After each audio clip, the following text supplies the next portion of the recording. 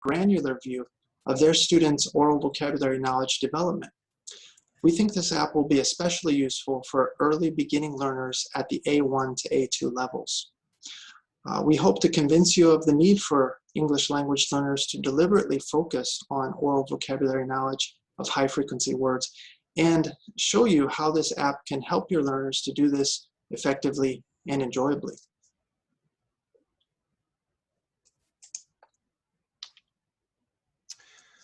Okay, the frequency of occurrence of lexical items in language continues to be a hugely influential factor in language teaching and testing. And there are many assumptions associated with the relative frequency of the occurrence of a word. And one of these assumptions is that high frequency words will be relatively easy for language learners. Now, research suggests that this is generally the case. But our research also indicates that simply because a word is of high frequency does not mean that the learner will not have difficulty with the word. To provide one quick example, in recent research that we've undertaken, we've asked students to transcribe clusters of high frequency words using a paused transcription method with the high frequency target sort of thing. Chris?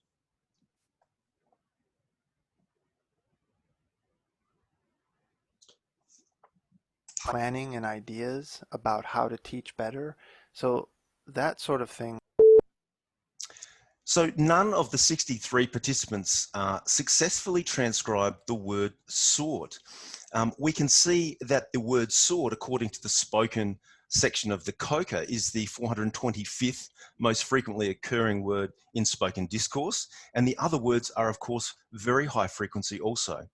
In subsequent interviews with the students, it was made clear that many of them had not ever heard the word sort. So this finding is supported by others such as Carney 2020, which indicate that high frequency words in the spoken modality can be a big challenge for EFL learners.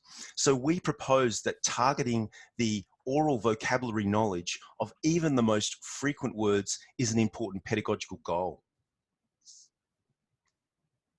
So what is oral vocabulary knowledge? The store of knowledge that enables learners to map the spoken form of a word to its written form or meaning. And here we're focusing on the written form rather than the meaning with this app, because the form is a proxy for meaning, and unknown words can be looked up independently by learners in L1 dictionaries. So in the previous example, students heard planning and ideas about how to teach better, so that sort of thing. But they couldn't represent sort in its written form. So one of the capacities that oral vocabulary knowledge offers the language learner is this ability to bridge the gap between spoken and written forms, which are quite different from each other. Okay, so why is oral vocabulary knowledge important? Firstly, oral vocabulary knowledge is modality specific. That means knowing a word in its written form is no guarantee that a learner can recognize the form and associated meaning of that word when it's presented in fluently articulated discourse. Additionally, research has indicated that there's a strong link between oral vocabulary knowledge and standard measures of L2 listening. This has been evidenced in correlational studies and studies that have applied structural equation modeling paradigms. So what is the utility of oral vocabulary knowledge? Based on research by Adolphs and Schmidt, about 90% of words in spoken English are within the first 1,000 word frequency level, as shown by this graph. Oral vocabulary knowledge of these 1K words represent a critical foundation to access more challenging, authentic listening content. According to Rogers and Webb, knowledge of the most frequent 1,000 words can offer up to 90% coverage of popular television programs like 24, Grey's Anatomy, CSI, House, and others. Okay, so why is AVK difficult? Well, firstly, when produced in fluent connected speech, Lexis is subject to co-articulation. That is, phonological modification of the form of the word in response to its surrounding speech sounds. I think we're all quite familiar with this phenomena. For example, in connected speech, sort of can become sort of. Now, this can be confusing. The second point is that speech is here 1 second and gone the next. It's ephemeral, and it's unlike the fixed representation of words on a written page. The fleeting nature of speech means that automaticity of word recognition is very important. So words must be recognized very quickly. However, early stage listeners often don't have adequate stores of implicit knowledge that are typically required for automaticity and word recognition from speech. And for this reason, the listening process imparts a heavy cognitive load on the early stage listener. And that cognitive burden can impart feelings of stress when engaged in L2 listening. So what are the current tests for assessing listening vocabulary? The Listening Vocabulary Levels test by McLean and colleagues was developed in the Japanese context and assesses oral recognition and semantic knowledge of English words by frequency level from the 1,000 to 5,000 word frequency level with 24 items per level. To the right is an example of the test format. The test taker hears school, this is a big school, and selects the correct Japanese answer. English translations have been provided here for reference. And oral vocabulary knowledge is assessed based on a small sample of 24 words per 1,000 word level.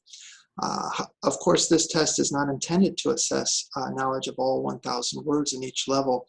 However, it provides us with just a snapshot of oral vocabulary knowledge for each of these 1,000 word levels. And we teachers are left wondering, how many of the untested 976 words do our students know? We propose that the first 1,000 words are so important to L2 listening that they should be the subject of a closer focus in teaching and testing. A snapshot of the oral vocabulary knowledge of the first 1,000 words with 20 or 30 vocabulary items is not as informative as it could be. Students and teachers need to have tools available to help them see inside the black box of that first 1,000 words. At this highest frequency level, we suggest a move away from the unit of analysis as the 1K block of 1,000 words, and instead we suggest units of analyses of 100 words, what we will call C levels. Here we've used the Roman numeral C as a symbol to suggest this paradigm change. So the objective is that given the importance of oral vocabulary knowledge for the first 1,000 most frequent words, it's important to first help our students systematically develop oral vocabulary knowledge for all of these words in each 100 word level from the 1C to 10C levels. Learners need to focus on the AVK of those 10C levels, and ideally all 10C words are systematically engaged with in meaningful, fluent utterances. Ideally, learners get multiple exposures to unknown words, they get explicit feedback on errors in perception, and they have opportunities to track their own AVK levels. And ideally, for all words in the 10C levels, teachers need to be aware of each learner's oral vocabulary knowledge status so they can diagnose their students' specific difficulties with oral vocabulary knowledge, such as trouble with recognizing the spoken form of certain words or reconstructing them in their written forms.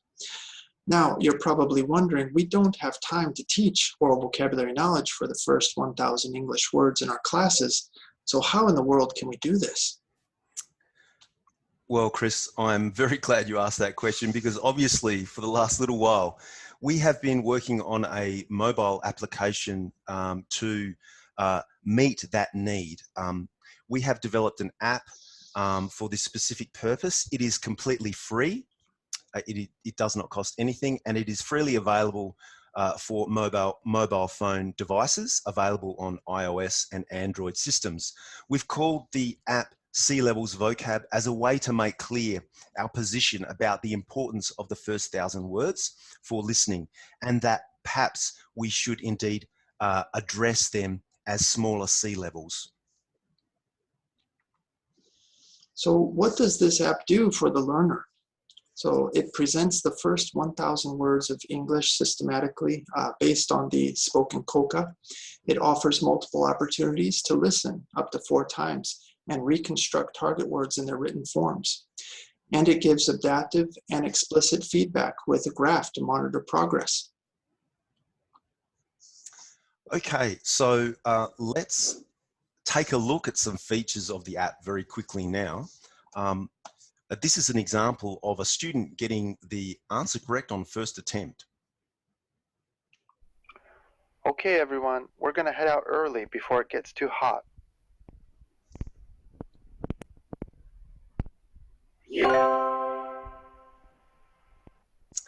Okay, so we see on screen the user interface. There is the current C level that the user is working on, indicated at the top of the screen. We have a ring graph showing the progress of the C level. We have the correct sound feedback, the swoosh audio, indicating that the student got the word correct on first listen.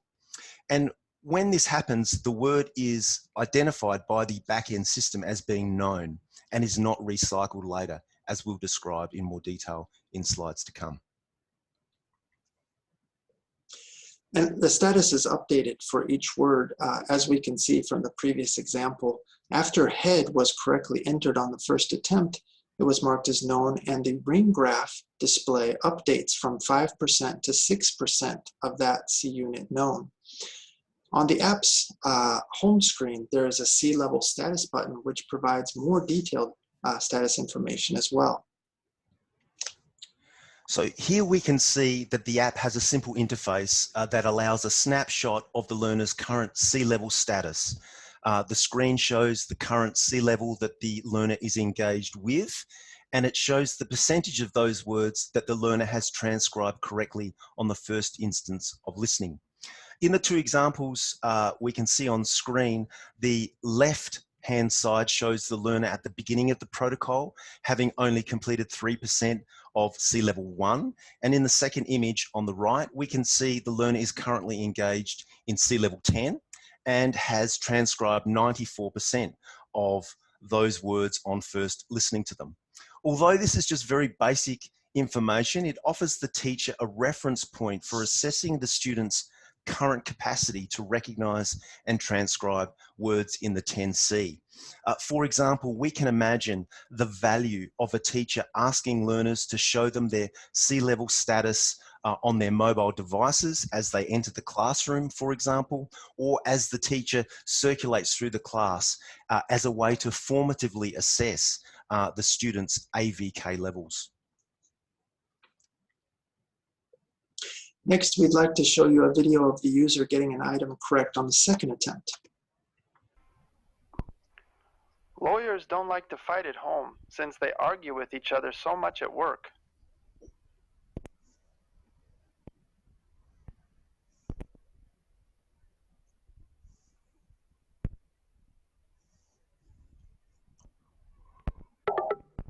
Lawyers don't like to fight at home since they argue with each other so much at work.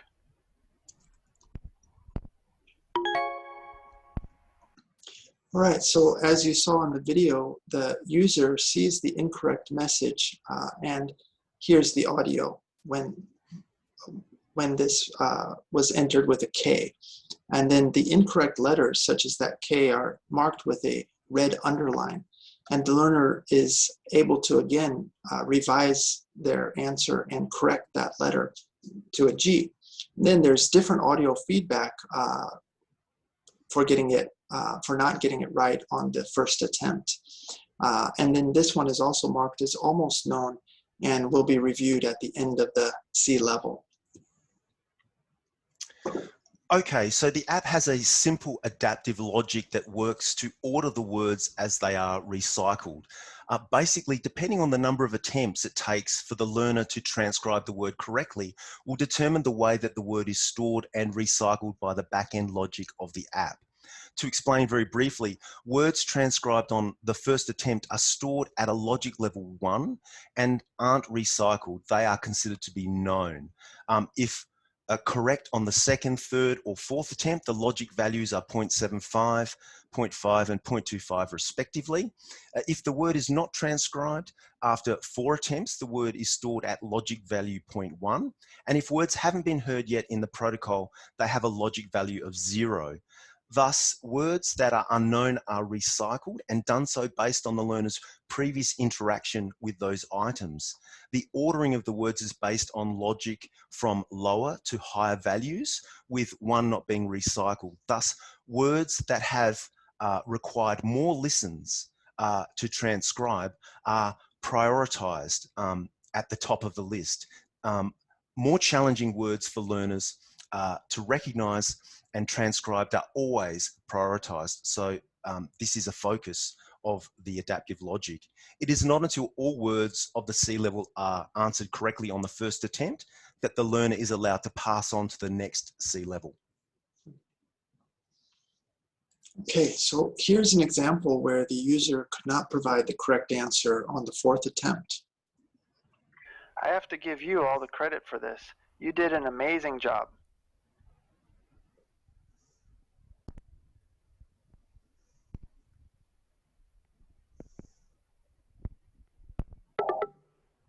I have to give you all the credit for this. You did an amazing job.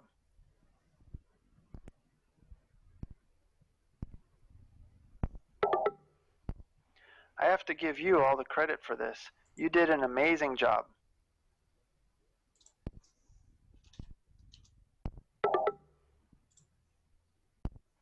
I have to give you all the credit for this. You did an amazing job.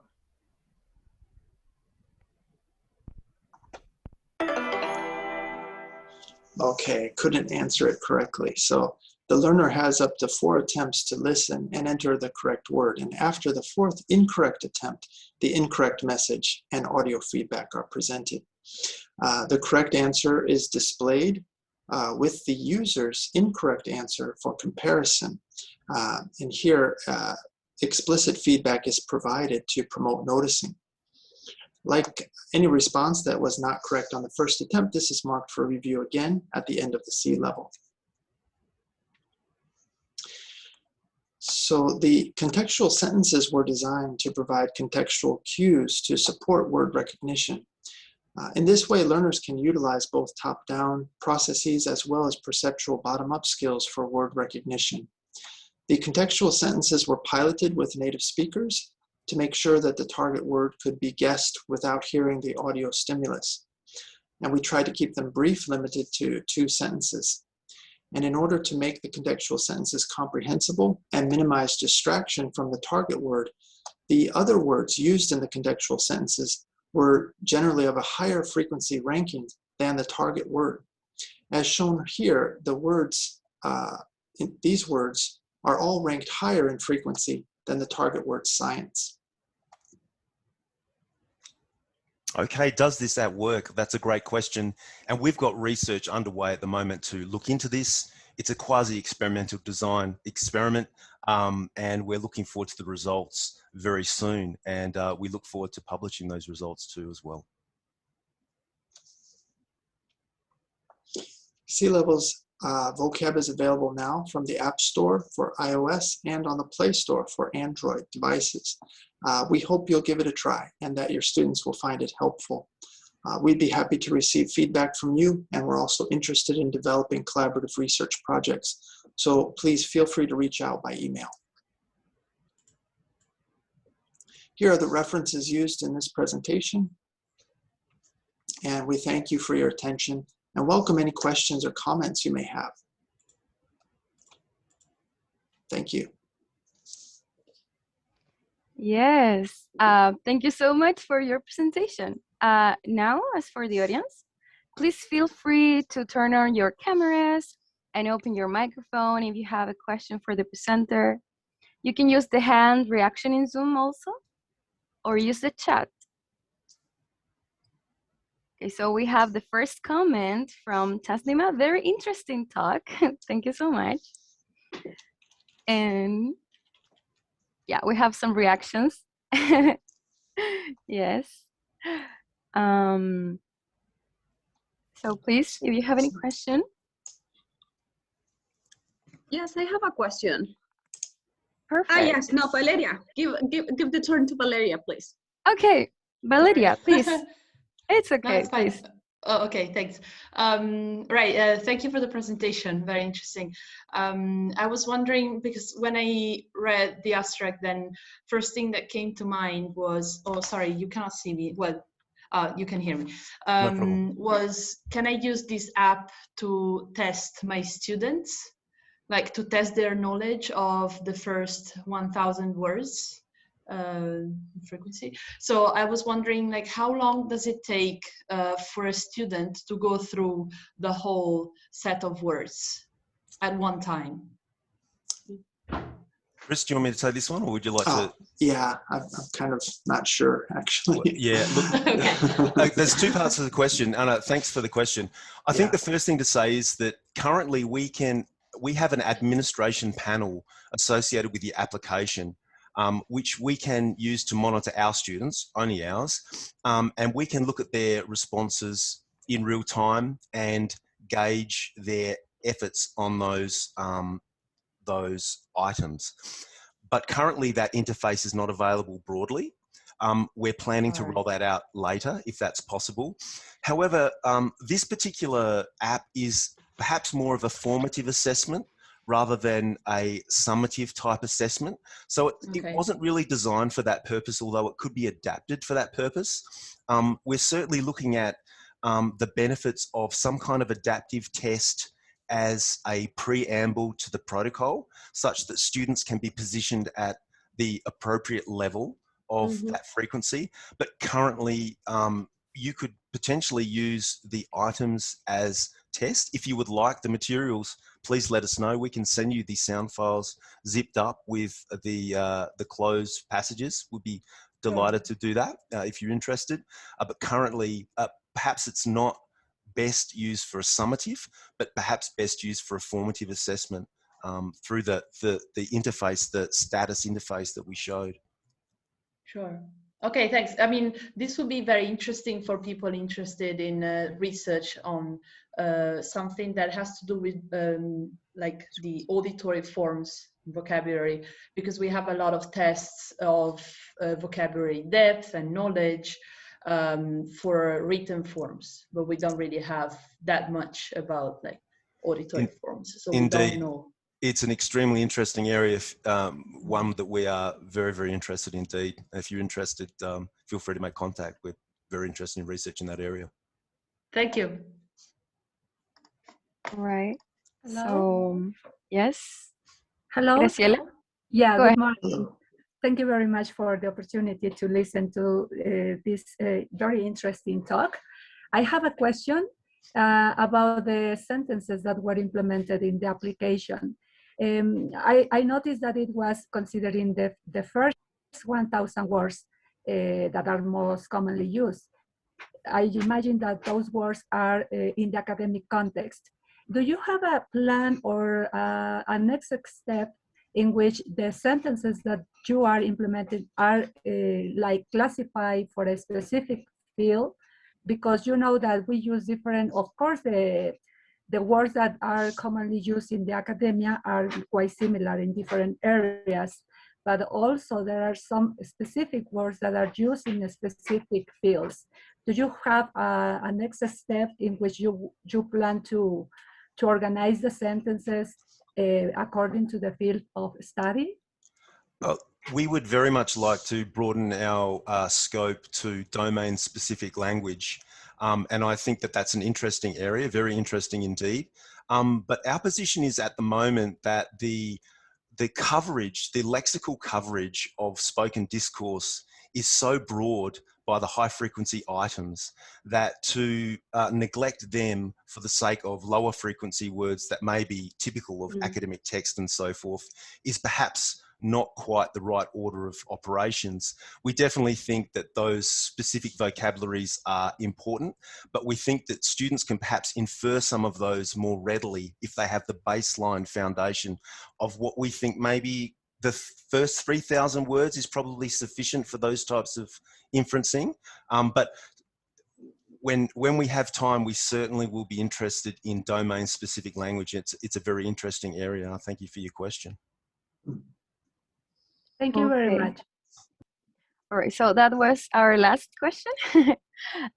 Thank you all for your questions. And also we'd like to especially thank Professor Matthews and Professor Lange for a very insightful and informative presentation. Indeed, it's a very useful app.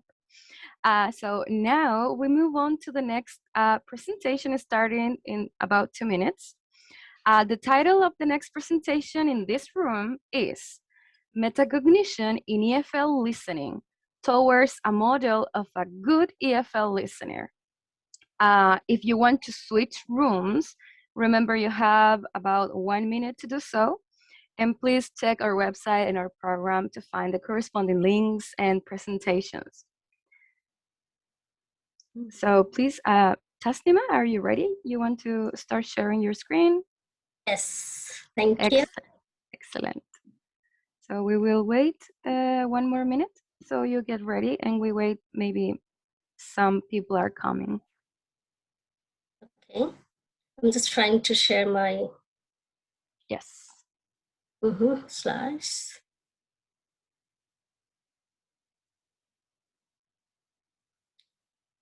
Okay, should we start or 1 more minute, right? 1 more minute, yes. Yeah, no problem. You can just prepare yourself. More people are coming, so that's great.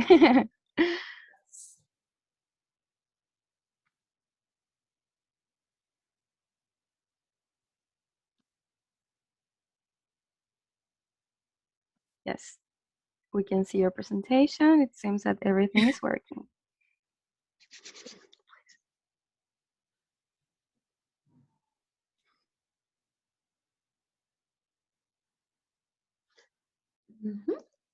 I think we are ready, Claudia. Yes, you think? Yes, Kim, we are ready to start now. All right. So welcome everybody to our second presentation of the block of concurrent sessions. For the ones who just joined us, my name is Kimberly, and together with Claudia, we will be chairing this session. Please mute your microphones and turn off your cameras during the presentation to favor internet connection. And remember that at the end, you will have 7 minutes for asking and answering questions. So now we welcome Professor Tasnima Aktar from Comilla University in Bangladesh. Professor, you can start now.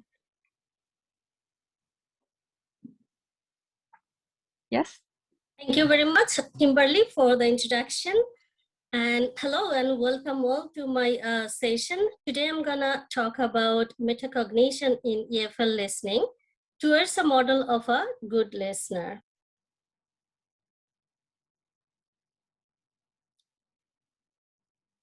So what is metacognition? To put it simply, meta means beyond, cognition means mental processes or cognitive processes or knowledge we have. So metacognition is beyond cognition, meaning cognition itself is not enough. Maybe you have knowledge, you have all the ideas, but you are not aware of this.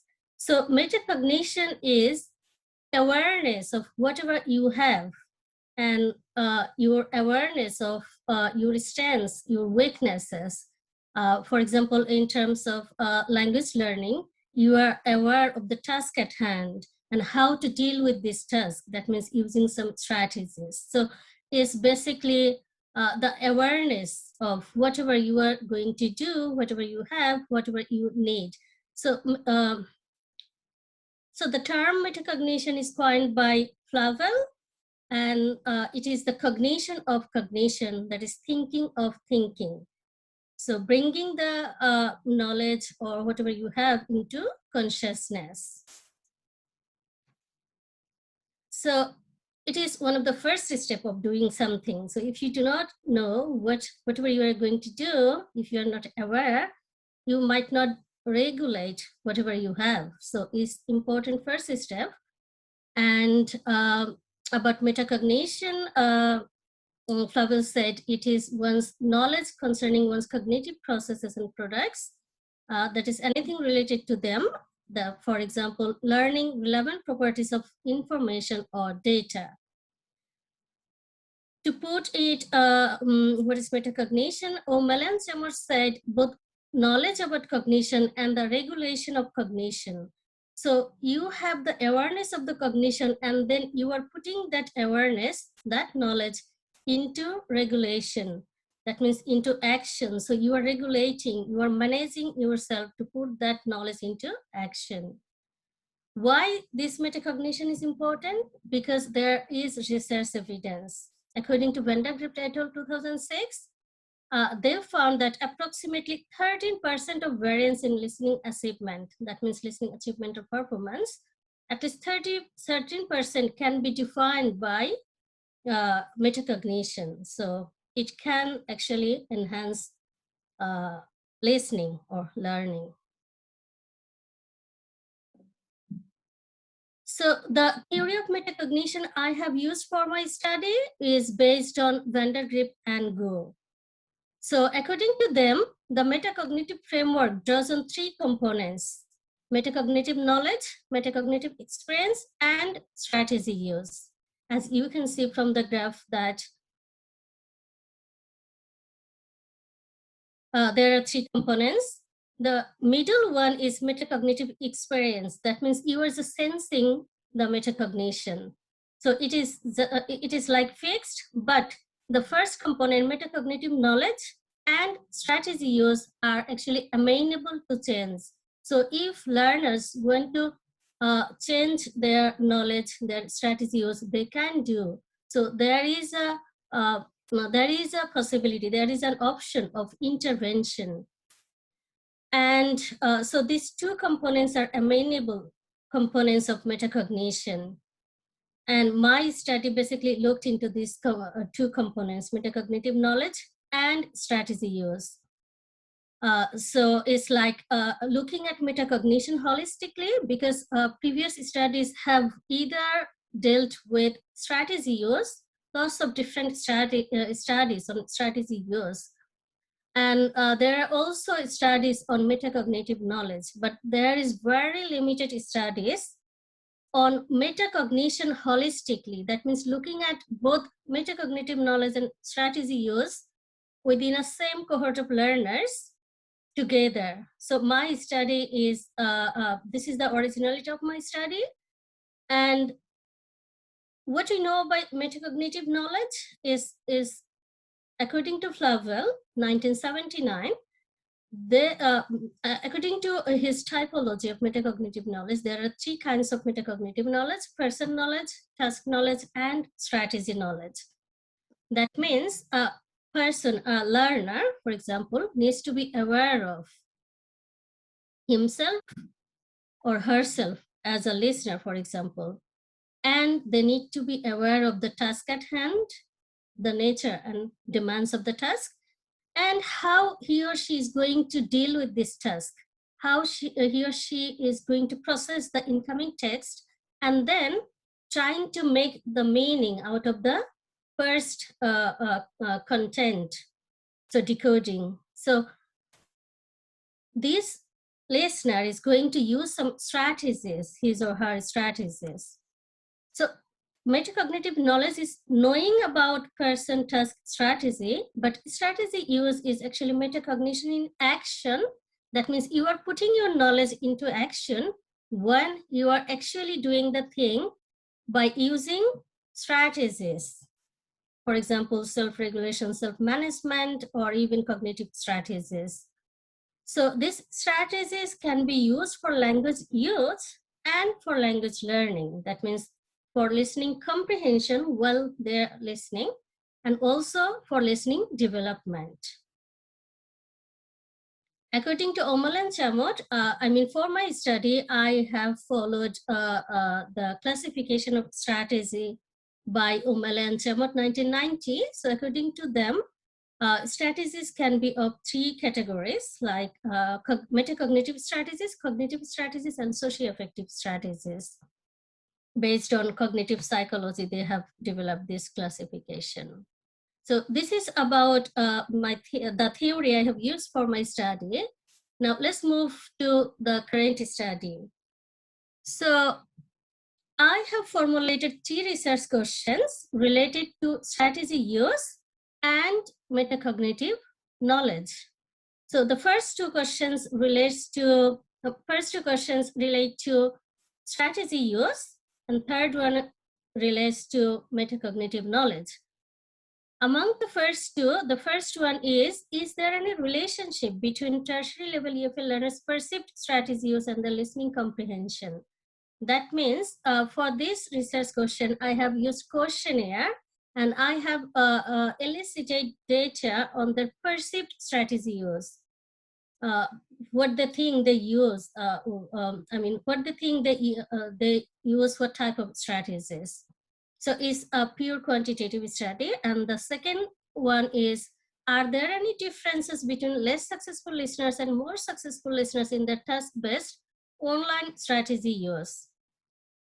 Here, I have tapped into listeners' strategy use while they're performing the task online. That means when they're performing the task, I'm asking them within some predefined pauses how they did the part, how they have approached the text, how they have understood the text, how they have found the answer of the questions. So it is a task-based online actual strategy use. And the third one, I have interviewed them via a semi-structured interview schedule on their perceptions of listening, particularly about themselves, about a good listener, about listening task, and about the knowledge of strategies. So my study has employed the research design of a mixed methods design, explanatory mixed methods design. So it is in 2 phases. The first phase is solely quantitative study. So it is a larger study among 395 students, and I have collected data via questionnaire and a sample IELTS listening test. And for the second phase, I have a subsample of participants. So I have chosen 30 participants, 15 more successful listeners, 15 less successful listeners, depending on their performance in the listening test in the phase 1. So then I have given them the think aloud experiments for tapping into their strategy use while doing the task. After that, I have interviewed them on their metacognitive knowledge. So if we look at their perceived strategy use tapped via questionnaire, we can see that there is a numerical difference between 2 listening ability groups. The green one is more successful listeners and the blue one is less successful listeners. So it shows that although their cognitive strategies are pretty much same, but a bit higher among the more successful listeners are metacognitive strategies and socio-affective strategies. However, I didn't find any significant correlation between their strategy use tapped via questionnaire and their listening test performance in the listening test. But if we look at the task-based actual online strategy use that I have tapped via think aloud protocols, I can see that there are significant differences between between less successful listeners and more successful listeners. You can see from the graph that at the bottom lines, the less successful listeners, low scorers, And if you go upward in the straight line, you can see high scorers.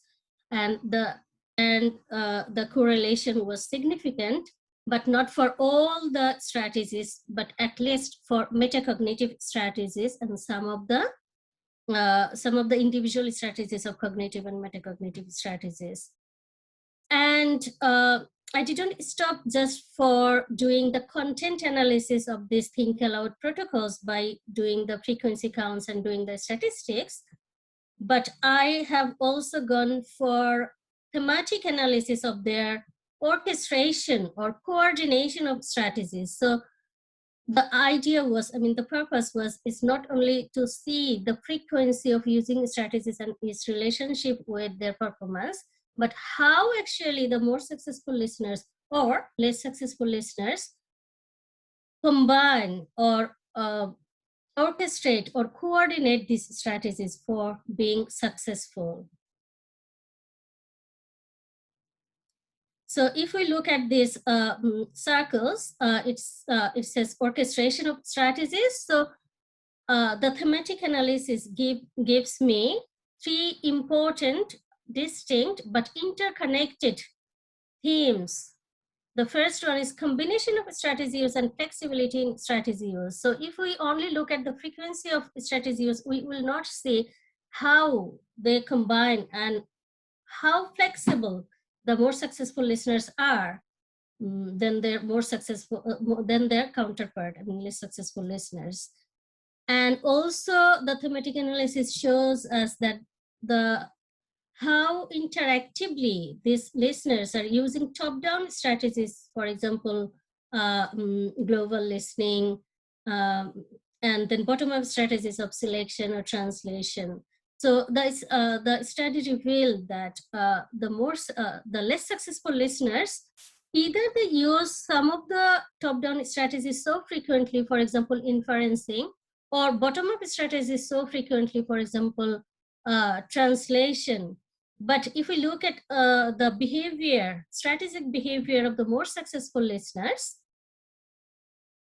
they show that they are using these strategies, both top-down and bottom-up strategies, in an interactive manner, not too much, not too less, but in a balanced way. Whenever they need, they're just switching to that one. And the third one is appropriate and effective use of strategies. So in some of the strategies, it seems that both of the listening ability groups, they're using the strategies, same strategies, but the more successful listeners seem to be more successful. Why? Apart from the combination of strategies and interactive, some strategies are getting effective and are being used appropriately by the more successful listeners. As I said, this is also interconnected with other two themes. And I'll definitely say that there can be some issues of linguistic proficiency among the more successful listeners that might facilitate their appropriate or effective use of strategies. And not only the linguistic efficiencies, but maybe their prior knowledge as well. And also, for example, if they use planning strategy, the more less successful listeners are like, okay, there are some questions, so maybe the audio is coming is related to these questions about this. But the more successful listeners is doing beyond this. They're saying, okay, the audio will coming that is related to this, but how I'm going to process or adjust this listening while doing the task itself. So they are doing organizational strategy as well and making their strategies more effective and appropriate. So what is good listener? There is no hard and fast rule of defining good listener by myself, but I just tried to say that good listener is represented by the more successful listener.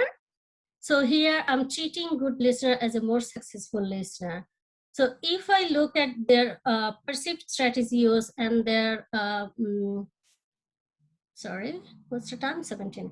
And their actual strategy use, by triangulating, I can find that The good listener has strategy use of elaboration, monitoring, double-check monitoring, elaboration, questioning, elaboration, summarization, and more use of metacognitive strategies. And then the three patterns of strategy use, like combination, interaction, and appropriate and effective use of strategies. So good listeners' strategy use are like this. If I look at the metacognitive knowledge to address the third research question I have, I can see that there is a difference between the two listening ability groups. If you look at here, the overall metacognitive knowledge is pretty much higher, a little bit higher among more successful listeners, also the task knowledge and person knowledge. But if we look at strategy knowledge, it looks like the more successful listeners are strikingly more aware of strategies. Although compared to other two knowledge, the overall knowledge of all the students are a bit less among Bangladeshi EFL learners.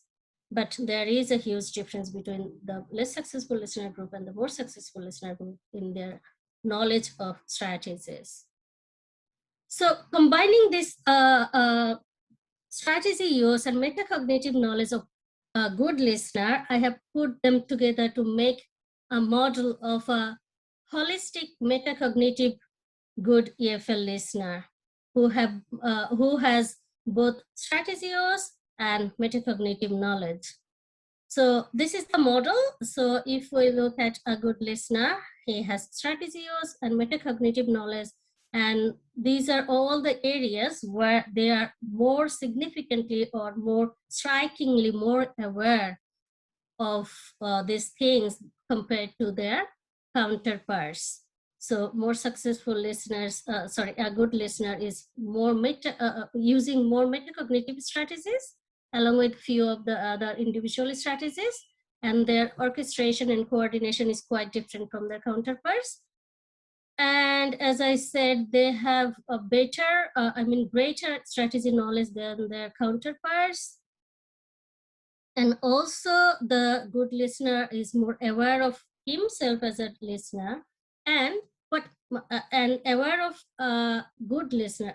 What makes a good listener? There is a question in the interview that what makes a good listener. So it looks like the more successful listeners' answers are more dynamic and more promising, that they are talking about a lot about good listener. For example, their linguistic knowledge, motivation, perseverance, also exposure, their learning goal, their memory.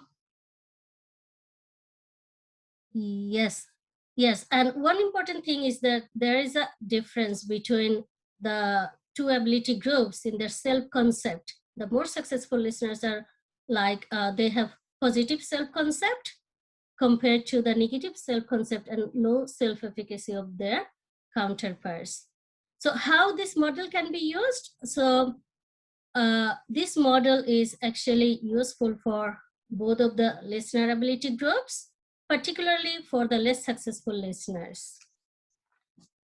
The less successful listeners can benefit from this model to address the comprehension problems they have. So I have one section of my study is that deals with comprehension problems of the students in 3 phases of comprehension, like a perceptual phase, parsing phase, and utilization phase. So it looks like the more successful listeners are more struggling with the perception phase, the very first phase of listening, that is the segmentation and decoding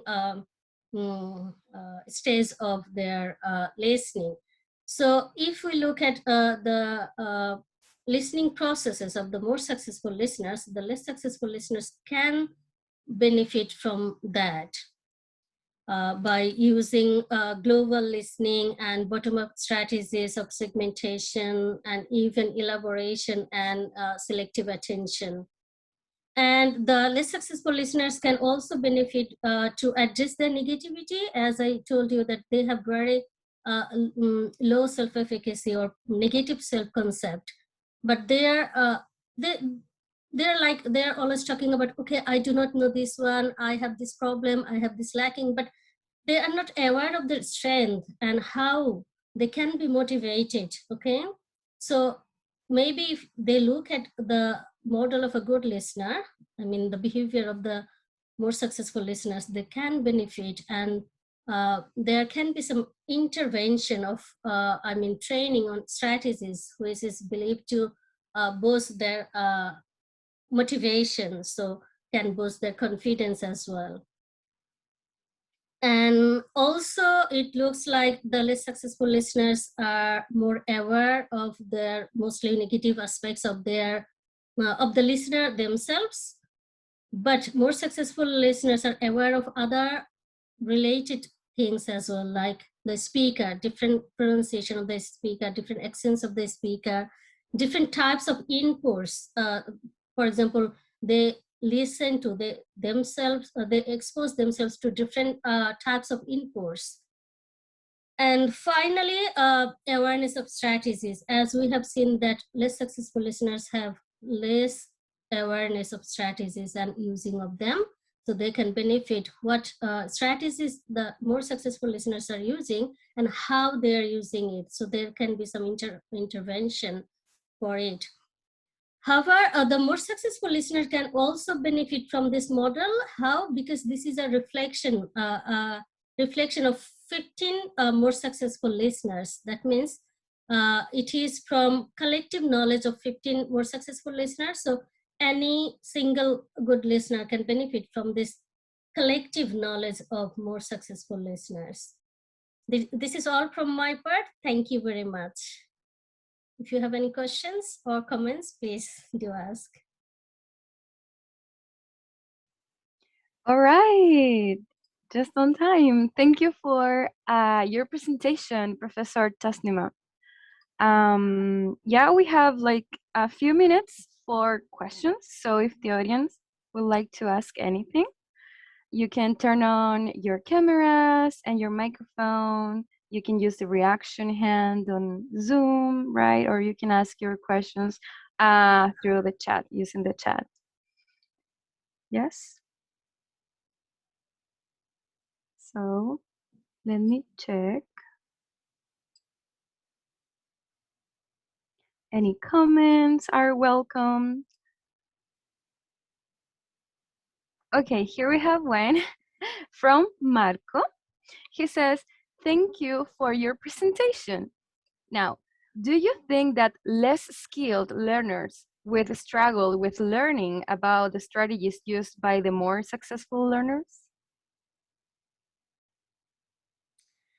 Yeah, that's a very important question. And we are facing this question very frequently, actually. Yeah, whether the less successful listeners, less skilled listeners can actually use strategies.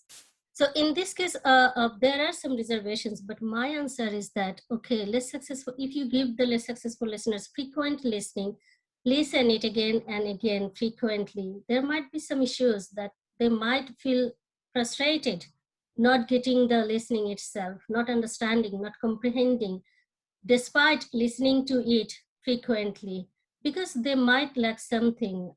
Obviously, they might lack the linguistic proficiency they need, the sufficient, threshold level of linguistic proficiency. There can be an issue.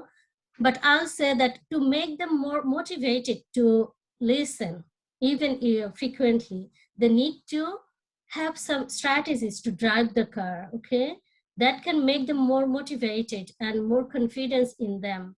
So we can give them some strategies that they can use, and while using these strategies while listening, they might actually get started to listen, so they can feel confident before giving them more bottom-up activities. So I will suggest both top-down and bottom-up skills practice can work better for them, because they need actually some motivation.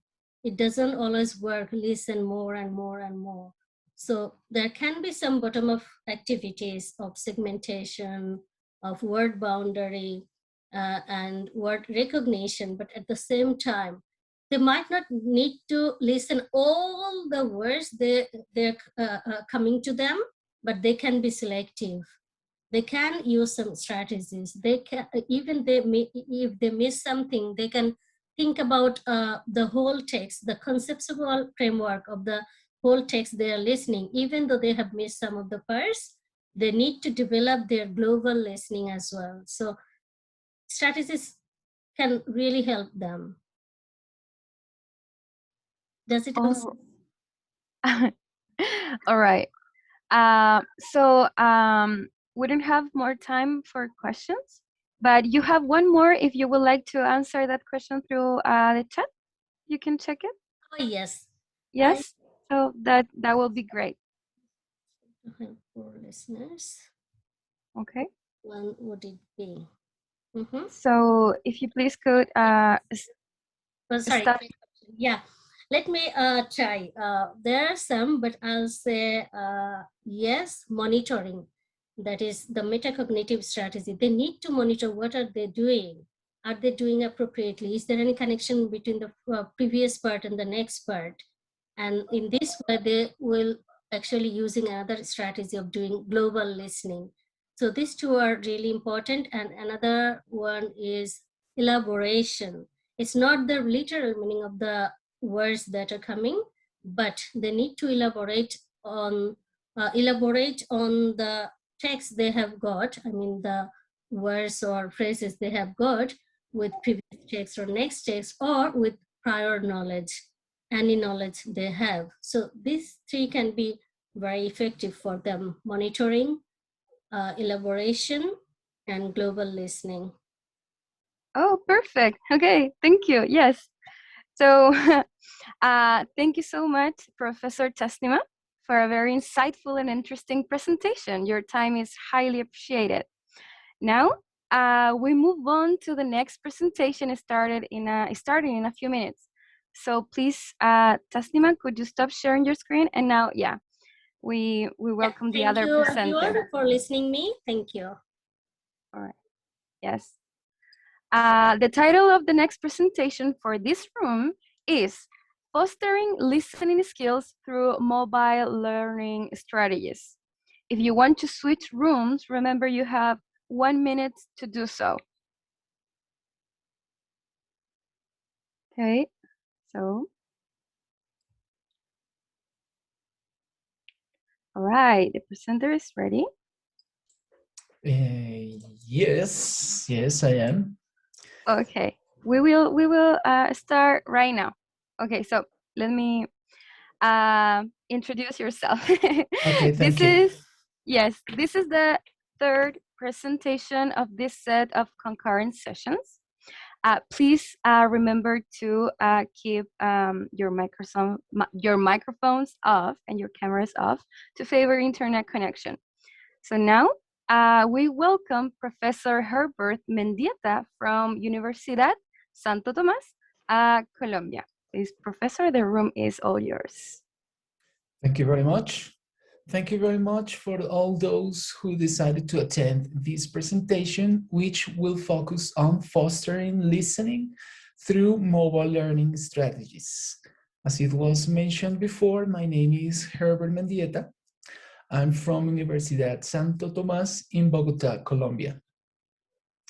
Just in order to start with this presentation, I just want to show you two different cartoons. And I think these cartoons show the reality of what we nowadays live in our classrooms. For example, you can see in this first picture an image of a teacher in her classroom with her students, and she's looking at one of her students' mobile phones, and the feedback she provides is the following. Good job, you must improve speed of text messaging. Very interesting. Now, the second. Again, we have a teacher, she's in her classroom with one of her students. They were supposed to deliver their papers today. And what he says is the following. My dog swallowed my iPhone. I can message you my paper in about 12 or 14 hours. Very interesting. And I think that this is the reality of what we see in our classes every day, that students have a mobile phone, that students have a tablet, an iPod, an iPad, or even they have a computer during the classes, during the lessons. They want to check if what the teacher says is right or not. They are always looking at the different social networking sites. They are always connected to different chats. They are always chatting, writing each other, sending pictures.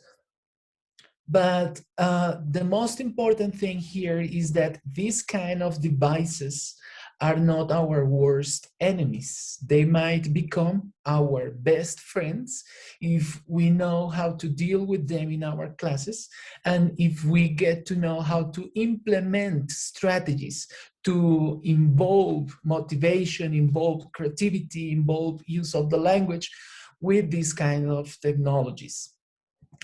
Taking into account this information, 3 paradigms came up to my mind in order to start this research process. The first paradigm deals with motivation. So how to motivate students to use mobile learning strategies for academic purposes. We already know that mobile devices are in our classes. They are present in our classes. But what can we do with them? Can we motivate students to learn through them? That's a question I had in order to start this research. A second paradigm deals with the promotion of second language skills. So it says, how to promote listening in second language students through mobile learning strategies. And the final paradigm deals with the first and the second, how to articulate didactics and even methodologies with mobile learning strategies in my classes, right? In order to answer this question, so I started a research project, and I followed a specific methodology in order to get the answers. I decided to follow a qualitative methodology, a descriptive focus, a case of study style. And the context, I had Universidad Santo Tomás here in Bogotá, Colombia, and I worked with a group of 120 students whose English level ranged from A1 to B1 according to the Common European Framework of Reference. If we take a look on the theory about this topic, we find obviously different kind of authors, different kind of material, but I just want to focus in just on 5 authors. The first one is UNESCO, 2013. They said that the use of mobile learning strategies provide a greater significance to the contents presented in the classroom and a significant involvement of the students in the learning process. I also have Ali and Prieto in 2014. They said the following, that these tools provide empowerment to the students. The students are empowered through these kind of methodologies, through this kind of implementations. And they also favor the development of second language skills. And Del Campo in 2013, we have to take into account this author because what he mentions is super important. It is not only to tell students, okay, dear students, take out your mobile phones, open this, that app, go to this, that website, and start clicking. That's not the idea of mobile learning strategy. What the campus says is that the teacher is the one who establishes the criteria and provides the strategies that lead to a truly meaningful learning. That's super important. And it's also the teacher who is in charge of the selection of the objectives to be achieved by the student. So in order to start a mobile learning strategy, it is necessary that the teacher establishes the criteria, that the teacher selects the objectives he wants to reach, he wants to get with these kinds of implementations. Also, it is important that the students become the focus of the learning environment, since they are the ones who decide when, where, and how to model their learning process. This is super important. I also found two more authors. They say, for example, Lee and Chad, they say students should be encouraged to promote self-regulated learning, to seek listening opportunities outside the classroom with authentic materials. And we need to take into account that as teachers, we usually focus on grammar, we focus on reading, we focus on writing, but not necessarily on listening. That's why it is important a mobile learning strategy, so that our students have extra practice, right? That not only they get what they have in the classroom, but they may get more opportunities to practice listening. In this case, Zheng and Shen, they say mobile devices can be used outside the classroom to enhance the learning process and to create a more self-regulated learning environment. So taking into account this theory, I want to show you the different apps I decided to use in this research, and I will also try to give a short reference of each one of them. First of all, I have IWA, then lyrics training, then VOA news, and finally word reference. Some characteristics they all have is that they are blended apps. It means that you can use them in a mobile phone, but you can use them in a computer as well. So you just Google the name of the app and you can start practicing. These are apps with payment options. If you want to get extra functions, you can pay, but lyrics training, VOA, and word reference are free. You definitely have to pay for IWA. In this case, I have a registration that I was able to get, so I use IWA with my students from my own devices. They work with Android, they work with iOS, they are easy to get, easy to use, and they require internet. So if you want to implement a strategy, a listening strategy with IWA, what you will find is the following. It is an app that uses TV shows and movie clips to teach English phrases and words. It incorporates audio with visual and transitional methods to teach English. It has activities from basic to advanced level. It focuses on conversational English. That is also very important because the idea is that our students learn through a real use of the language. Lyrics training, it's one of my favorites. I love it. Sorry. Oops. I love it. And it is an app that you can use to learn English with music. That's excellent because you can learn with your favorite bands, your favorite artists, your favorite groups. It has different functions. It has a karaoke, it has a dictionary. You can play and compete with other users. So it is very useful because you can create contests in your classrooms and you can select the winner. So it's a very good app. Obviously, you have real speakers, you learn vocabulary and daily life expressions. The user is exposed to sounds and words recognition. Another app that I like is VOA. Super good. It is a radio and broadcast app, so you can find real content, obviously, and updated content, right? So if you want to be informed and learn English, you can go to VOA. You can watch videos with the possibility of using closed caption. read updated news reports with the possibility of audio and tests. That is also important because you want to know if what you listen, right, if you are getting the correct information, so you have the possibility to take tests. And also word reference, which is a dictionary, probably you know it, but you can improve listening through this app because it has phonetic transcriptions, and you can also listen to the correct pronunciation.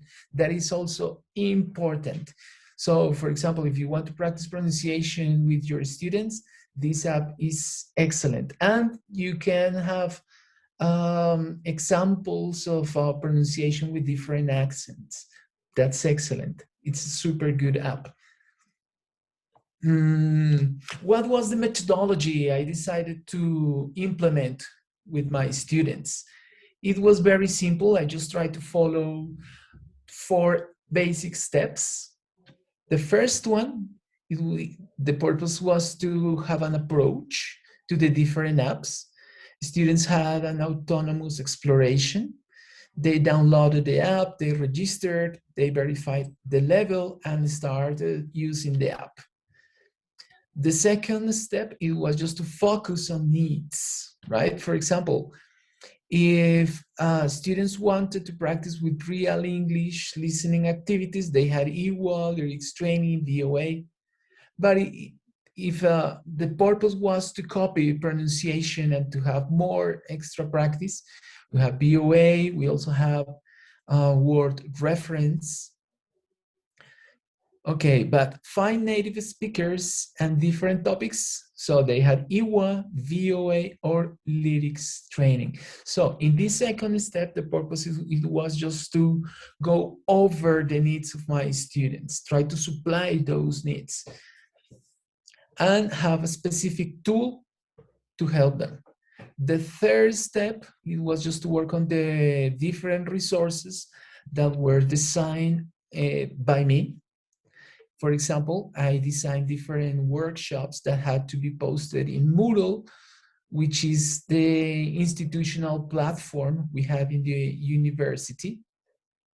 And I could follow my students' progress. They also had to include reports. We used WhatsApp in order to send these reports. I also had the opportunity to play different games with my students to create different contests, as I mentioned before. And I want to show you, for example, in this first picture, we can see the institutional platform, which is Moodle, right? I created the activity in Moodle, and students have to upload their work. You can see here, this was an autonomous work, so the students responded properly to these activities. We have a report of, excuse me, we had a report also of a news, right? And we also have some extra practice in Duolingo. And you can see the students' results. It's very interesting because you can play with them. You can motivate students just by telling them, okay, we're going to work on this unit and I want to see the results. The highest score will get an extra prize, right? That was the way I motivated my students. Obviously, the motivation doesn't deal with scores. That was not the purpose of this activity, to give extra points, extra marks. That was not the purpose. The idea is just to promote autonomous practice. It was just to promote listening and obviously language acquisition. A final step in this methodology was the promotion of autonomy. For example, with EWA, EWA promoted free practice according to teacher's instruction, lyrics training, free practice in vocabulary and pronunciation, VOA, free practice, listening and reading comprehension. Some of the conclusions. So according to this research, I can say that the implementation of a mobile learning strategy increased the levels of motivation and participation in the students, affecting directly the development of autonomy and the consolidation of content. You can see in quotations the students' comments. Another conclusion: with the use of a mobile methodology, it is possible to develop listening skills. However, it is necessary to implement this strategy with specific objectives and material designed by the teacher to support and mediate the process. I can also say that the implementation of a mobile learning strategy allowed the students to practice listening and to use the language through different tools and to focus on the skills that need to be strengthened. The mobile learning strategy provides opportunities to use different mobile devices and apps with an academic purpose. And finally, I can say that it is possible to introduce new methodologies and try new didactics in our English classes with the devices that our students frequently use and the resources they can easily get online. So you can see some references that I used along this presentation. So I thank you very much for your attention. Now, if you have any comments, if you have questions, I'm willing to answer. Yes. Thank you so much, Professor Herberth, for your presentation. Now, as for the audience, as you said, here you're free to ask questions. Turn on your cameras, open your microphone. You can use the chat, the reactions on Zoom, right? Okay, if there are no questions, anyway, I would like to motivate all those who attended this presentation to include this kind of mobile learning strategies in your classes, because they definitely promote autonomy and they promote language acquisition, depending on the needs your students have. In this case, I focused on listening, and obviously it was a very useful tool for me, for my classes. My students felt motivated. My students said that they really developed listening skills with real speakers, real situations, doing what they like. So if you can implement this kind of strategies, so you can do it. Perfect. Excellent. Excellent advice. Excellent. Yes. So we still have time for questions and answers. So if you come up with something, you can write it down, please. In the meantime, maybe the next presenter would like to start sharing her screen.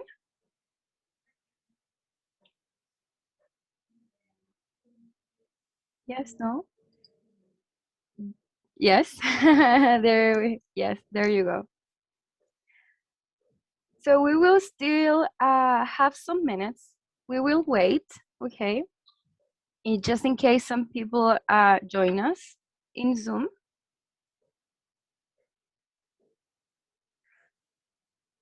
How minutes do we have, Claudia?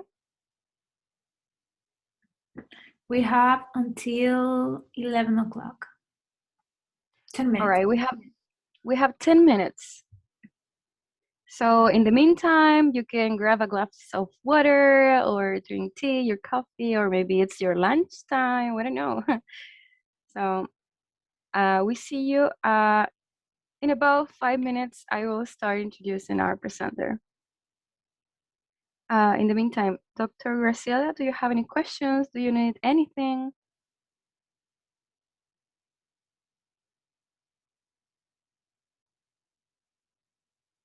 I guess that everything is okay. Oh, sorry. I have a problem, but now it's okay. Thank you very much. I think I'm ready. Just let me know when I can start, please. I will share let my you know. screen again. Yes, Okay, we will thank wait. you very much. Okay, we will wait just in case some people are coming, and we will let you know. Thank you very much.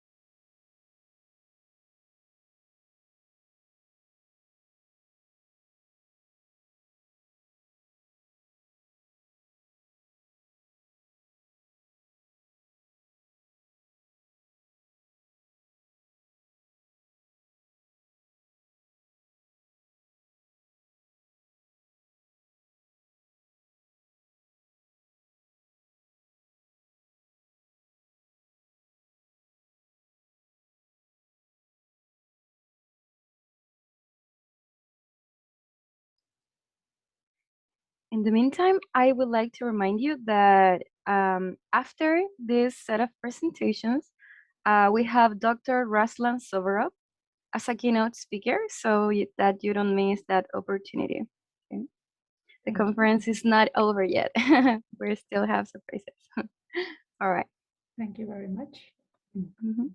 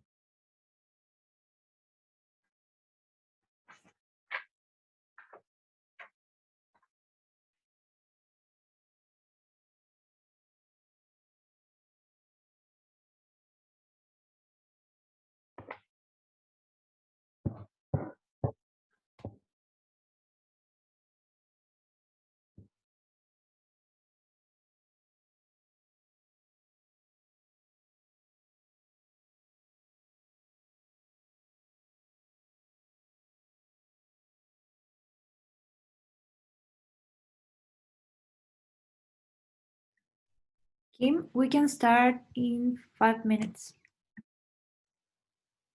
Okay, 5 minutes it is. Yes. So maybe we can relax a little bit. Everything is gonna be fine.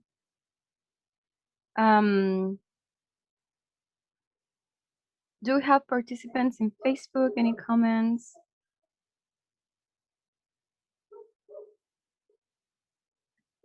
We had a comment for Joshua and Chris, but Joshua answered the question in the Oh, same all comment. right. Yeah, and I think, yeah, they are gone because it was nighttime for them.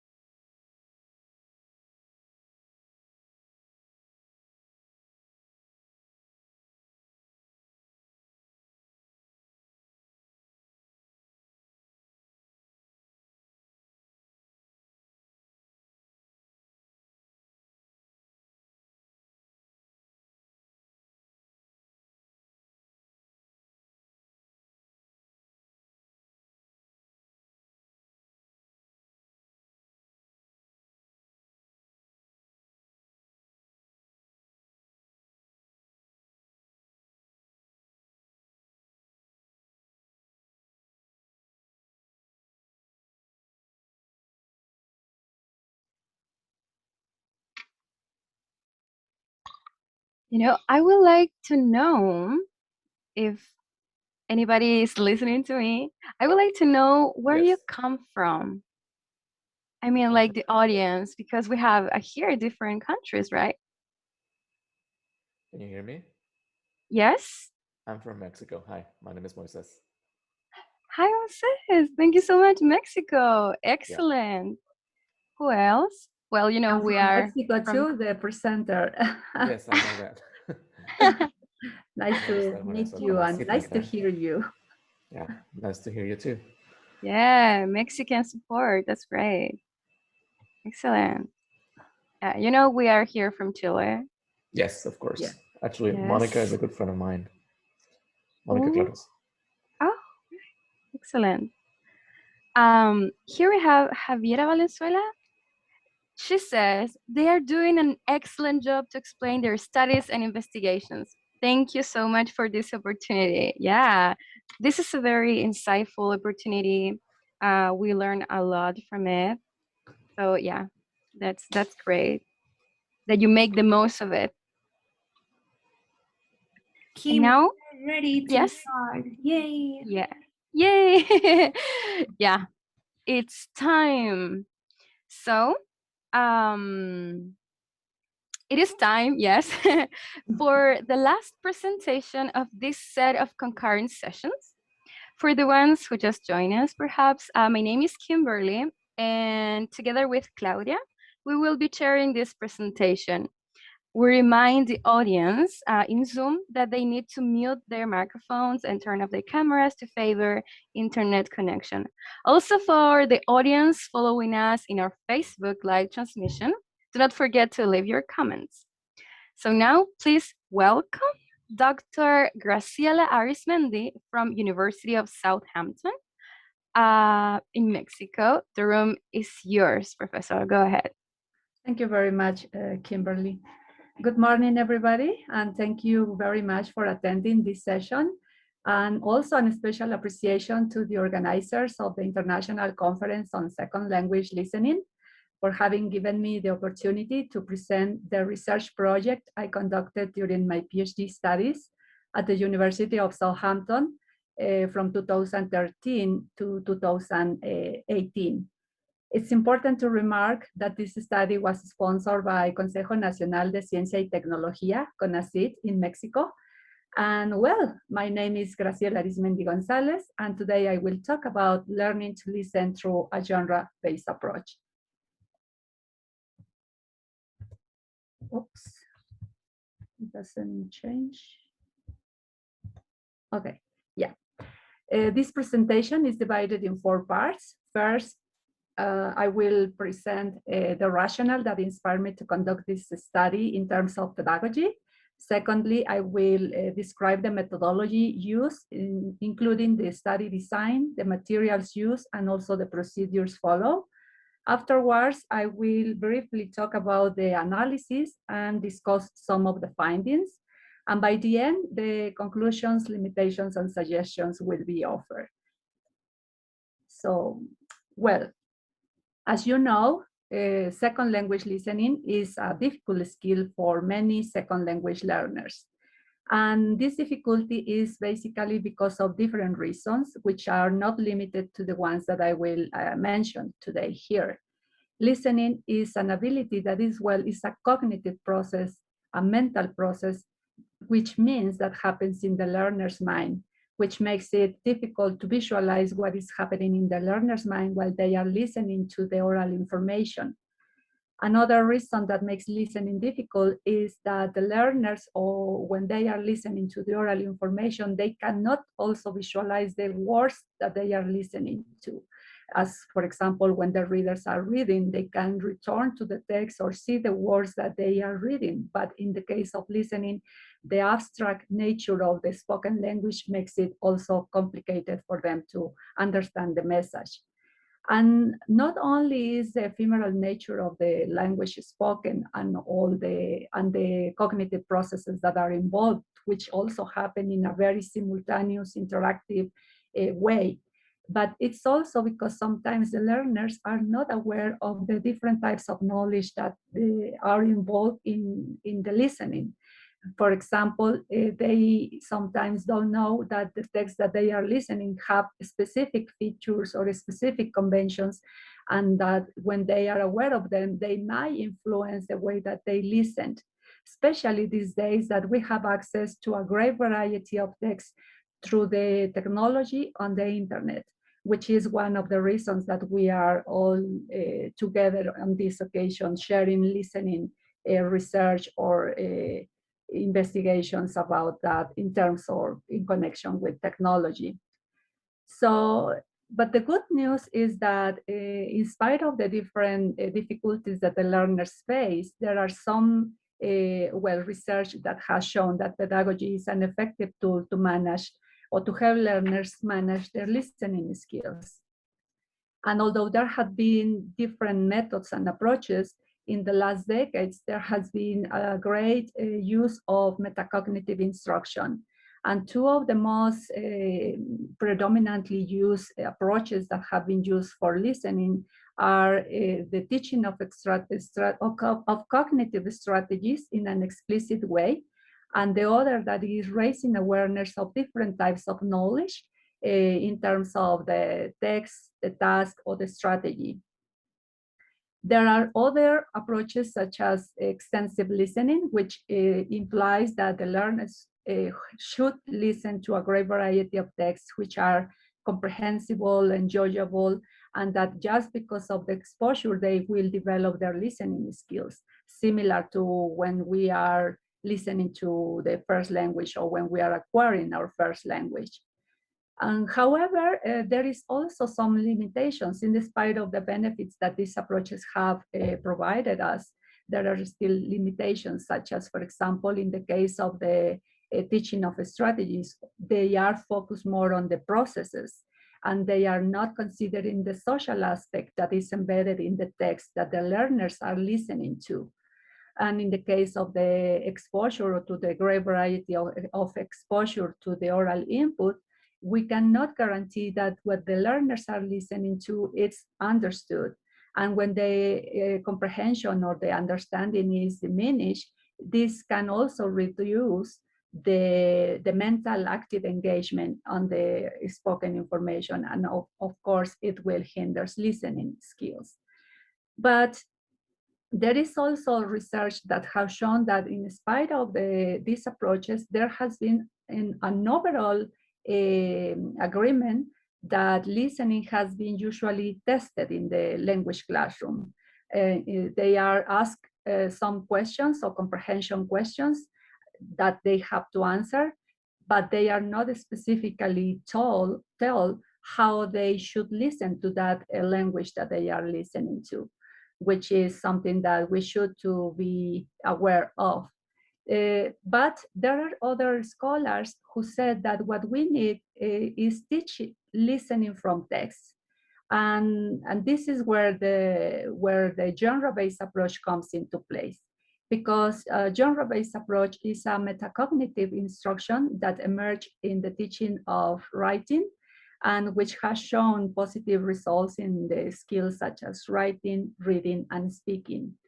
And I do believe that the implementation of a genre-based approach to listening can be also effective, or can help us to understand a little bit more how the learners listen after they are introduced to a genre-based approach. But what is specifically the genre-based approach? The genre-based approach is a metacognitive instruction that teaches learners through genres to raise awareness of the different features of the text that they are listening to in this case. So it's an instruction in which there should be some gradual instruction, so that with the pass of the time, the learners become into more autonomous listeners. And also it is expected that they can transfer this knowledge to different contexts or different situations where they are exposed to the oral language. So that was based on all this discussion, I decided to implement the genre-based approach to listening. And to answer a question that is, how do second language learners or English or foreign language learners listen after being introduced to a genre-based approach? Of course, the study involved a methodology, and the methodology was adapted as a case study design. It was a study conducted at a public university in Mexico, and it involved a convenient sample which was integrated by students enrolled in the Faculty of Language in the fourth semester of their bachelor's degree, and they had a level of English of B1 based on the Common European Framework of Reference.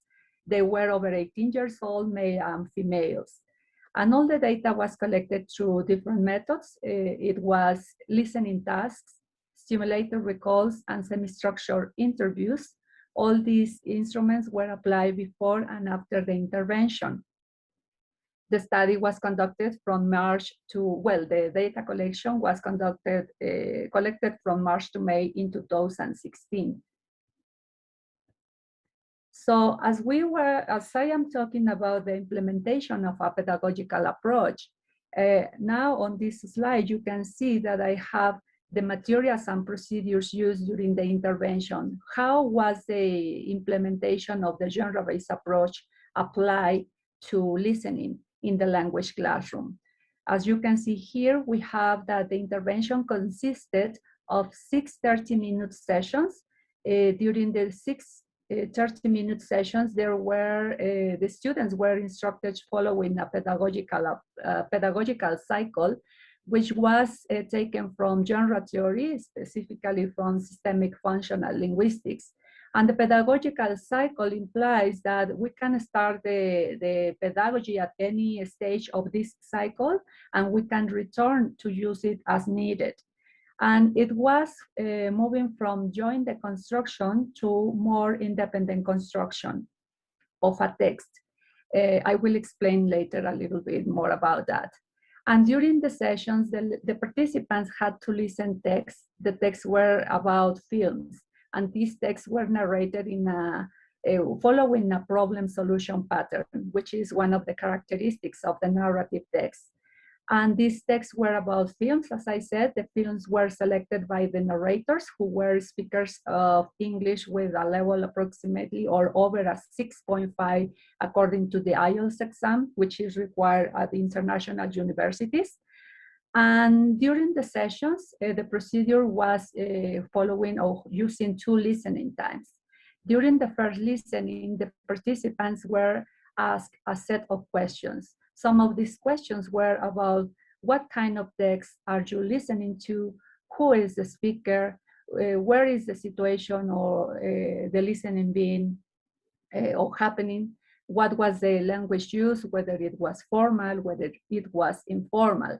And during the second listening, they were also asked other questions, such as, for example, could you tell me whether there is a specific structure in the text or while you're listening to the text, whether there are specific signal words that help you to identify those structures of the text, and also whether those signal words have a communicative purpose or a function that also helps them to identify the sections or the parts of the listening text.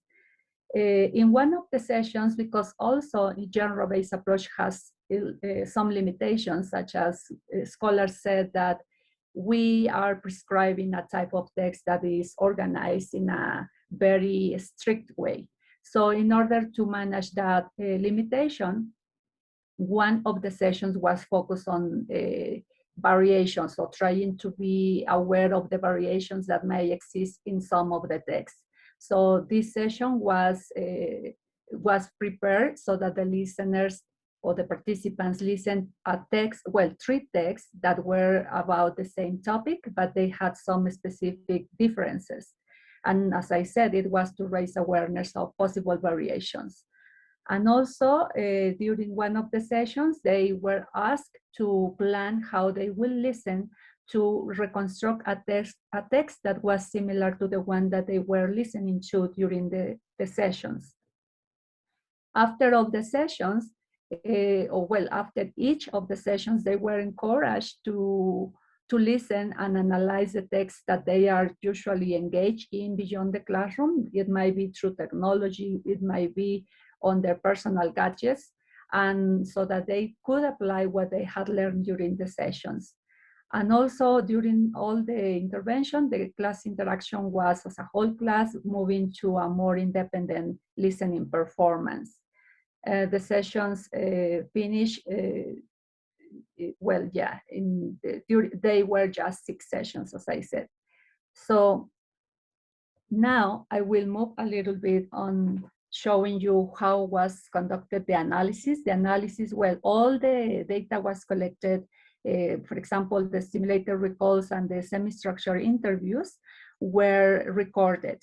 And after they were recorded, they were transcribed. They were then organized and then analyzed using framework analysis. And here we have some extracts that were taken from one of the participants from the experimental group.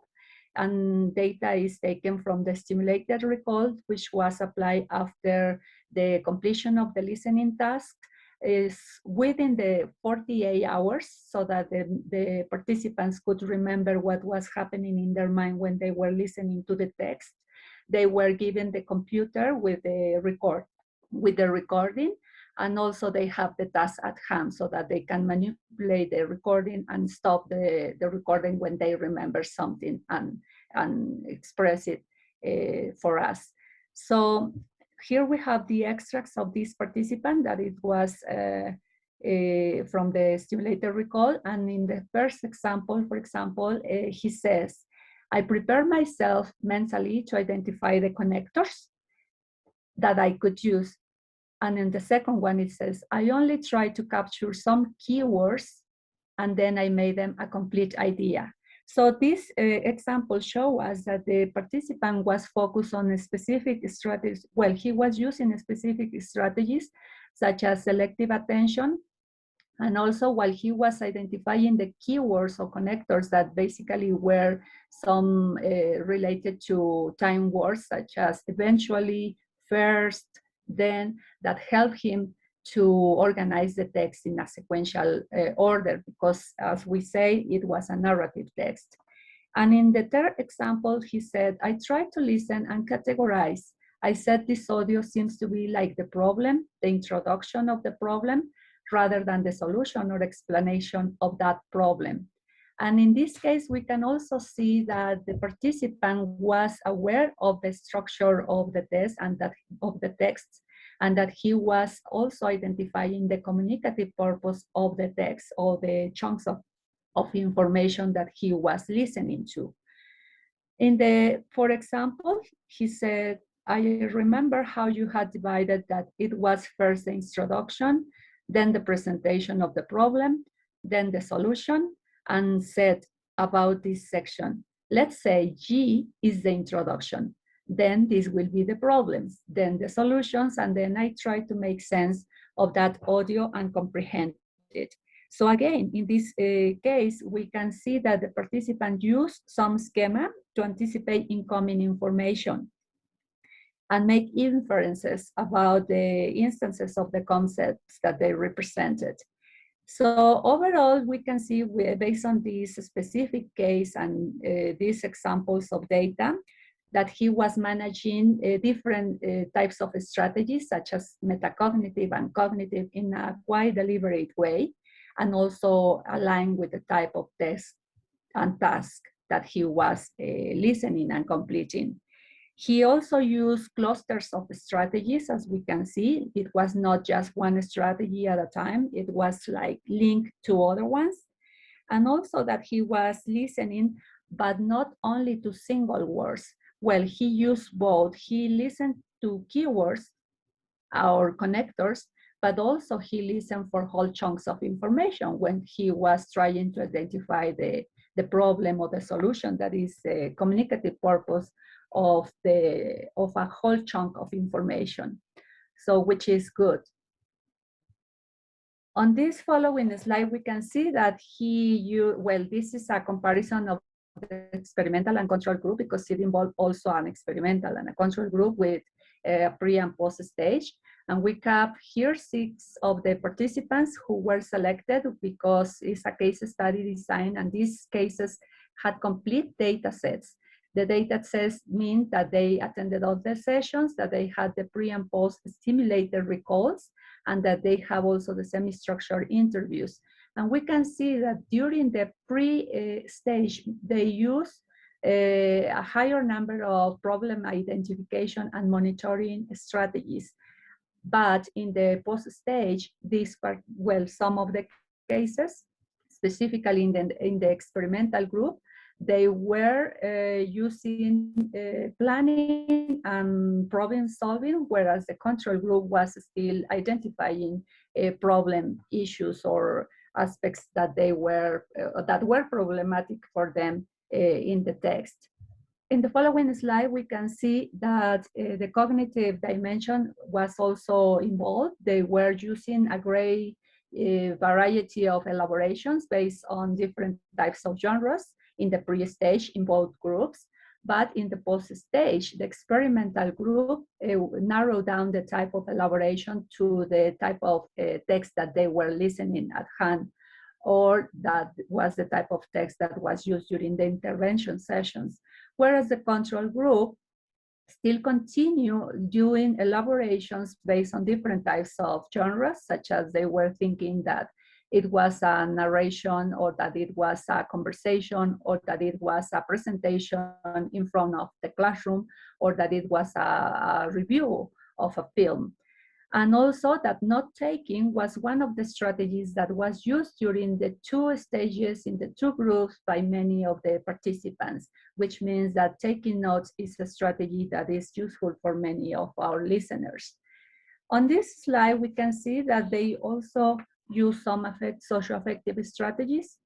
They were aware of their emotions, and they tried to manage the positive feelings and trying to avoid the negative ones, which means that they were also, that listening was not only influenced by the use of cognitive and metacognitive strategies, or the knowledge of the text or the social dimension, that is the communicative purpose, but also by the affective dimension.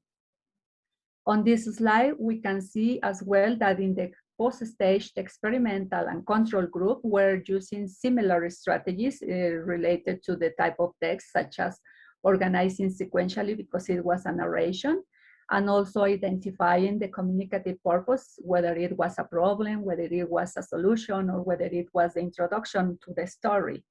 But in the experimental group, one of the cases, specifically Ray, was also evaluating the text and categorizing the information using a table in which he could organize the information in a sequential way based on the connectors of keywords that he had identified, which he used also to construct some ideas to help himself to reconstruct a story that made sense for him. So to conclude, I would say that the genre-based approach influenced positively the listener's use of metacognitive and cognitive strategies aligned with the type of text, that the genre knowledge helped them capture the organization and communicative purpose of the language using the text, and that the learners were active listeners aware of text features, paying attention and making efforts to listen, and that note-taking was a strategy that played a role in their listening. As many other studies, there are some limitations due to the small sample size and also the short number of sessions. But my suggestion is, based on this study, that the listening pedagogy, when we are teaching listening, we have not just to focus on teaching vocabulary, grammar, or strategies. We have also to teach or make learners aware of the type of text that they are listening to, the structure, and also the communicative purpose that is embedded in those texts.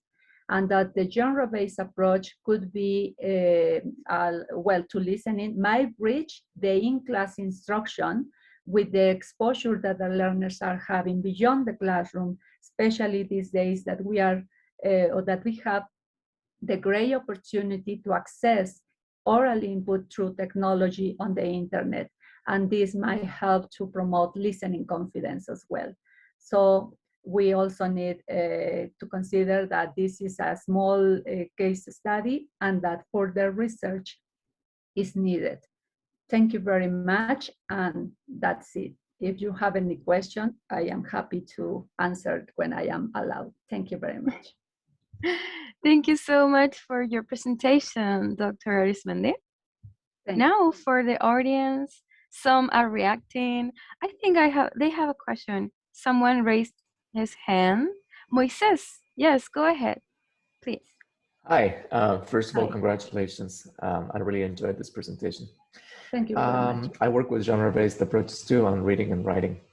So I have a specific question about the variation that you said you introduced in your texts, in the text I listened to.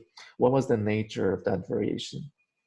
What was the what, sorry? The nature of the variation. Okay.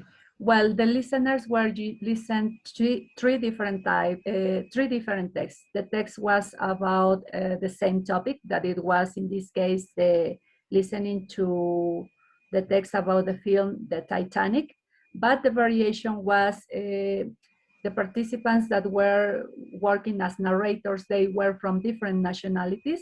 So the variations were in terms of the pronunciation, in terms of the language that they were using, and also one of the parts of the text in one of these three speakers, they omitted one of the macro structure parts of the text. For example, in general, during all the sessions, the text had an introduction, a problem, solution, and then they returned giving a kind of evaluation of the story. But in the three texts that they listened to identify variations, there was an omission of the problem or the solution in one of these three texts. So they listened to the three in a sequential way so that after they could tell me what they had noticed. And also it's important to say that during the sessions, when we had that session focused on variations, after the questions that I asked them, they were also asked, how do you know? So that they reflect on the answers. So the variation was that basically the type of the speaker, the type of pronunciation, and one of the macrostructure elements was eliminated in one of the three texts. Thank you. You're welcome. Excellent.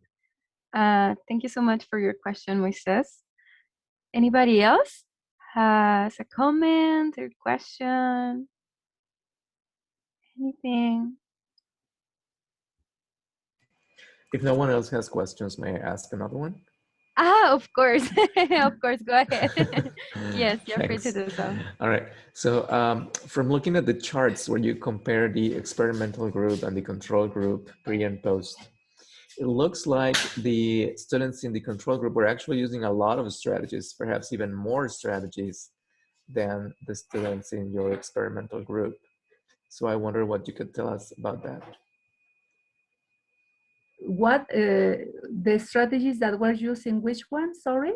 So just from looking at the charts, like the ones you are showing right now. The metacognitive ones. Okay. Yes, the metacognitive strategy use. It seems to me that the students in the control group, some of them at least, were sometimes using the same or more strategies than the students in the control group, in the experimental group, I'm sorry. So I was wondering if you could tell us something else about that. Oh, yes, yes. As we can see, for example, here on this slide about the cognitive strategies, my explanation is that the participants in the experimental group were narrowing down the type of, well, the elaborations that they were using in the pre-stage, now in the post-stage, because the elaboration was more focused on the type of text at hand that they had been listening during the intervention sessions. Whereas in the case of the control group, they continue elaborating based on different types of knowledge. They were using, considering prior experiences, such as when they were narrating a story or talking with another person, or when they had an oral presentation in front of the classroom. All these different types of elaborations are an evidence for me that they were not instructed somehow about how to take more advantage of a listening text and that when they have knowledge of the type of text, they can narrow down or be more specific or more focused on a specific strategy that can help them to manage the listening and solve the listening task. That is one of the reasons that I could tell you that happened in this occasion. I see, thank you. So I see one of your control group participants, Cele. He or she actually used a lot of genre elaborations, right? She used elaboration of rhetorical organization of genres and also elaboration between parts. So it seems that this person in the control group actually knew something about genres. Do you know if that is the case? Cele, well, yeah, in fact, she had certain kind of knowledge about the narrative text, because she, in fact, said in some occasions that it was like when she was talking about a story or about a film with a friend, and that she knew that when you start talking about a specific story, or, well, she didn't say a narration, but she said a story, there is like a structure that you start saying this or saying that. But the issue here was that she said, sorry, that when she starts talking about a story, she usually begins telling the opinion. So it was something that was different to the type of text that we were using in the intervention sessions, because in the intervention sessions, the text was structured using like an introduction or orientation, then the problem, the solution, and the evaluation at the end, that it might be also an opinion. But in the case of Cele, she was not aware of this systematic structure that we use for the pedagogical purposes. And that's why she was making different elaborations using this type of knowledge that she had, which also indicates that when we are, that there are variations, of course, and that when we are not aware of those variations, we can have some problems. And also that, yeah, in general, that is what happened with her. But it's difficult to say at this moment how much knowledge about the genre, or specifically about the stories or narration, she had, because we didn't measure that kind of knowledge. Although we use the semi-structured interview to know how they were listening during the sessions that they had in their regular classes, and also to know whether the structure of a text, such as a narrative, was introduced during the sessions that they had. It was not identified any evidence that they had been, or that she had had that type of instruction in the classes that she had in those days. Okay. Thank you so much. You're welcome. Yeah, thank you so much for your answers, and thank you for your questions. I would also like to especially thank Dr. Arizmendi and all the presenters for sharing your ideas and valuable knowledge. Your time is highly appreciated. Yeah, thank you so much. Now, this is for everybody. Remember to check our YouTube channel to watch our 5 wonderful classroom-based listening research videos. We hope their outstanding work proves useful for future practice. You can watch them during this coffee break. We have about 30 or 25 minutes of coffee break. So here you have the link. I will paste the link of our YouTube channel for you to check those videos. Yes.